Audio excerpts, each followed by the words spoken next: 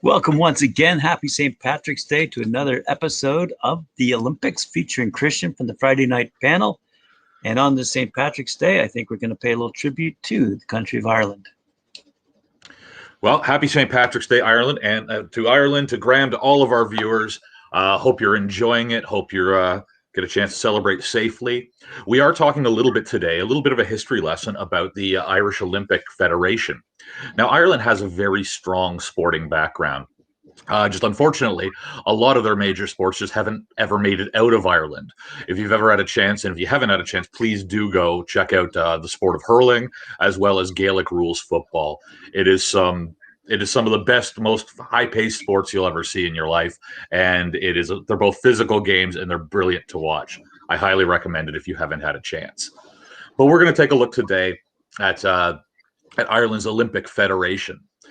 So the Olympic Federation of Ireland, whose mission statement reads, to manage and enhance the performance of Team Ireland at Olympic Games whilst developing the Olympic movement in Ireland.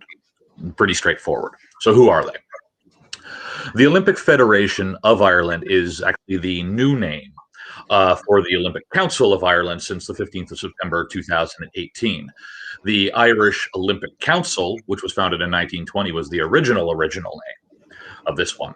So most people will know, and I'm a bit of a history buff, and I know you are too, Graham. In 1920, things were not exactly great in Ireland. So they were right in the middle of their War of Independence at that point in time, and trying to hash out the details of the Irish Free State. So in 1920, we were still seeing at that point in time, the Irish Republic and Sinn Féin pitted against Dublin Castle administration of the United Kingdom. So at the time, John J. Keane, who was the head of the Athletics Commission for the Gaelic Athletics Association, met with Sinn Féin leaders Arthur Griffith and Michael Collins in Vaughan's Hotel in Parnell Square in April to discuss the possibility of a separate Irish team for the 1920 Olympics in Antwerp. Now, the founding council members were themselves mostly Irish Republicans or nationalist political leaders. Keane wrote to the Baron de Coubertin, who was sympathetic.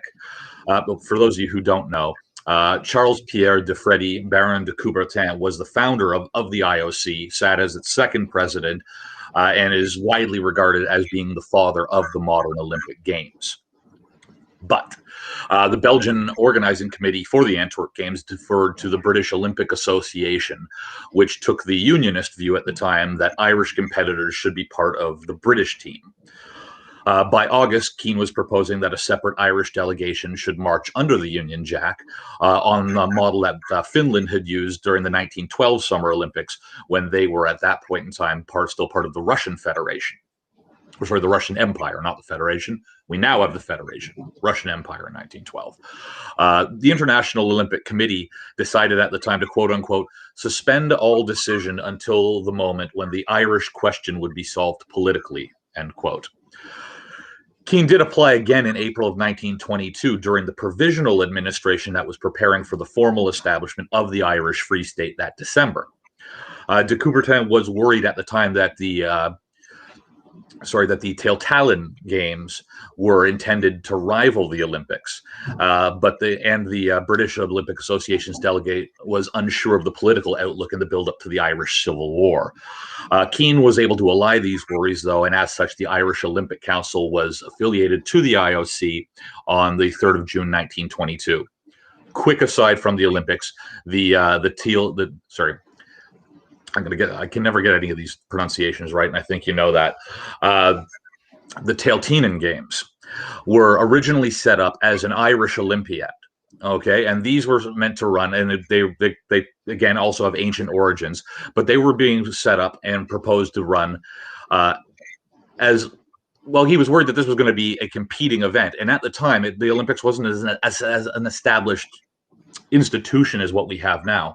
You got to remember, at the time when we're coming up to Antwerp and later I think it was Paris after that, there had only been 6 Olympiads at that point in time in the modern game, so they by no means had cornered the market on large international sporting events.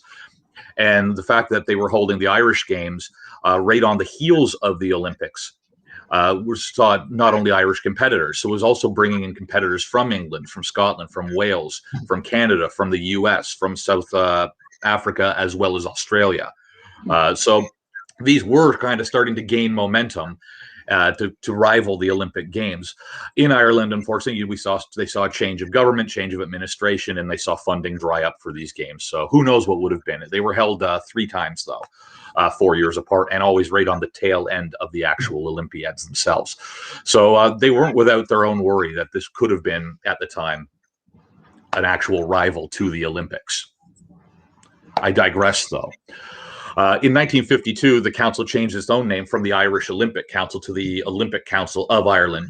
Now, the reason they did this was to reinforce their claim to represent the whole island of Ireland rather than merely the Republic.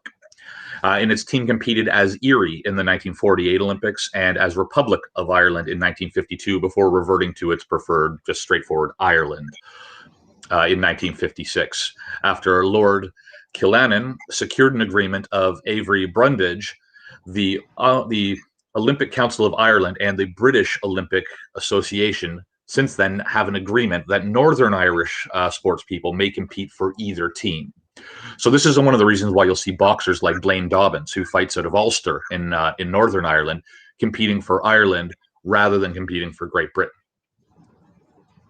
So that's our little Irish history lesson, founded during a war, and continuing to this day, and has sent a delegate to the games every year since 1924, I believe, except for 1936 Olympics, which they actually boycotted in Germany.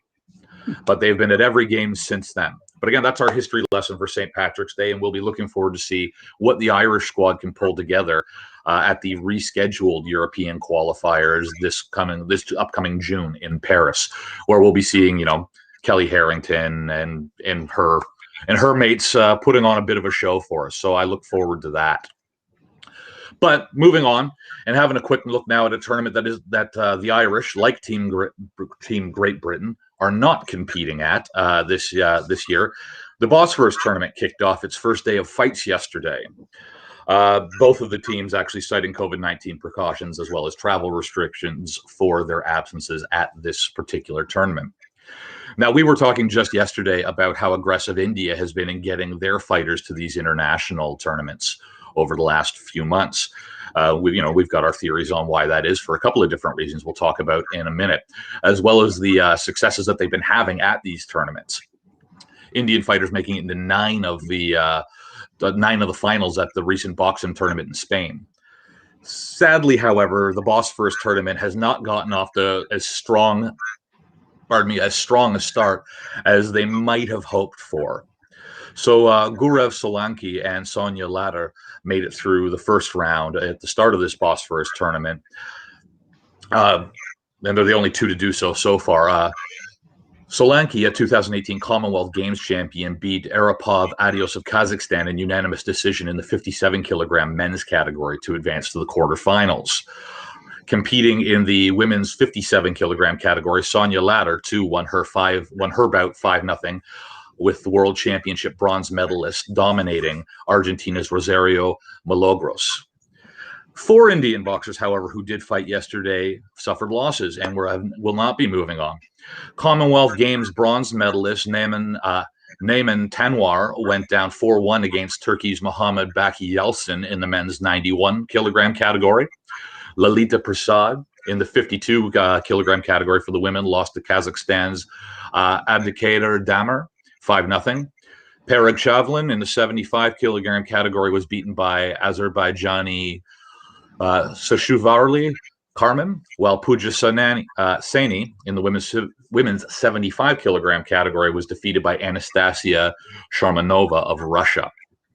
So the Indians are having a bit of a mixed bag here with the start of this tournament. Unfortunately, we're only getting into day 2, so we haven't had a whole lot of news coming out of Istanbul just yet as to what's going on in this particular tournament. But as it does progress, and we'll be bringing you more information, not just from the Indians, they just seem to be doing the most writing at the moment about what their fighters have been up to at this particular tournament.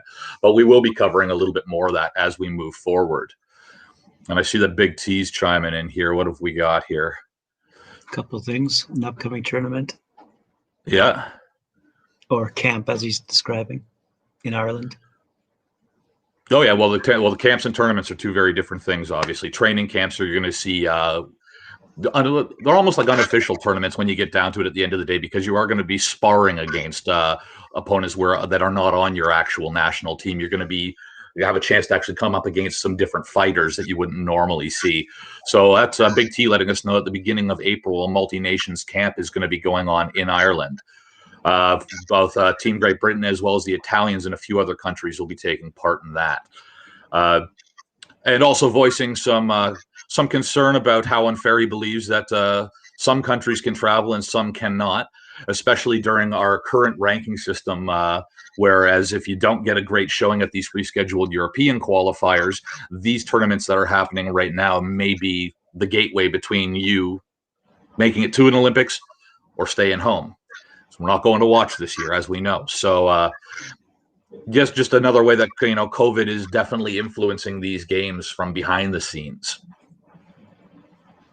But that's all I've got for today, Graham. I don't know about you, but it is St. Patrick's Day, so I'm going to go put something a little stronger than tea in this mug shortly. Fair enough. I mean, I was commenting earlier, this is probably one of the only years I can remember where I've not been enjoying a pint at Murphy's Law just down the road. Like, how weird are these times? So it's too bad that Big T does have a really good point about the fairness and the imbalance between countries enabling their athletes to participate and those that are not because of this pandemic. But it's good to know that there are camps going on, and although I don't think they'll count towards rankings, certainly would enable, right? So enable the preparedness, at least, of these quote unquote top ranked boxers. So, well, thanks very much for your update and news today. I appreciate the history tidbit. It never occurred to me how they actually resolved all that. You take some things for granted in life, and one of those would be how political or amicable it was. And it really probably wasn't. But it's good to hear that the Irish have a strong contingent. I mean, Katie Taylor's certainly doing so much for Irish boxing these days, and I'm sure there's a lot of young women who are following her footsteps and getting involved in the sport over there. Well, on the amateur side, Harrington's the big name on the women's side for the amateurs right. These days. Yeah, right. And I'm proud of it. If you ask the men and women from Boston, I'm pretty sure they would attest to the influence of boxing or pugilism in their respective city as well, due to the Irish influence. But it'd be good games all around. Definitely. Oh, it's something you and I were chatting just before getting back off Ireland, back over to India for a moment there. You and I were talking about just before that one of the possible reasons why India has been ramping up their involvement in all these international tournaments was the fact that the AIBA does have a large tournament taking place in New Delhi coming up. Because we were talking a little bit about some of the different tournaments that are happening around the world right now. And again, we're going to have to get our Spanish correspondent, David Lara, to look a little deeper into what's going on in South America, as we're having a bit of a hard time finding English language news as to what's going on down there. But in the AIBA calendar, the Asian Boxing Championships are due to come up in May. So between now and the Olympics, from May 21st to the 31st, the Asian Championships are being held in New Delhi. So that's one of the reasons why I think, and you had brought it up as well, why these guys are really pushing. So it's not just the Olympics. They have, another large tournament of their own that they want to be well represented at. They want to be well practiced for and fighting at the top of their game, especially when it's going to be on hometown turf. Just as a sidebar in all this, I think we should invite Big T to come onto our show and be our regular weekly correspondent. Hey, Big T, what do you think? Because he's got a great comment up there with respect to a possible freelance writer for the IABA who might provide us with information we're seeking. So there you go. Well, tournament results. Actually, yeah, definitely. By all means, you're welcome to come on and have a chat with us sometime. But the tournament results aren't the hard thing that we're having. It's stories from these fights. I mean, who won, who lost is great. It's finding these live feeds. It's finding the actual, some of the stories surrounding some of these fighters in South America that we have a bit of that we're going to find. But that's why we have David kicking around. We keep him hidden in the back, and we bring him out when we need Spanish language. So and he's brilliant for that. So we'll continue doing that. On the European side of things, though, between now and the games, there are no less than 11 tournaments happening. More than that, if you actually want to get into the youth and the juniors and like the under 22s and things like that. But there are 11 tournaments happening on the EUBC side of things between now and the games themselves. But we're definitely going to take a look at. This said, I'll take a look. Big T is also letting us know a couple of different writers that do that cover some of these tournaments. So hopefully that'll help our research out, and we will do our best to bring in what information we can find from around the world in the world of amateur boxing. Right on. Thanks very much. Happy St. Patrick's Day. Happy St. Patrick's Day. And we'll talk to you tomorrow. Sounds good. Like, share, subscribe.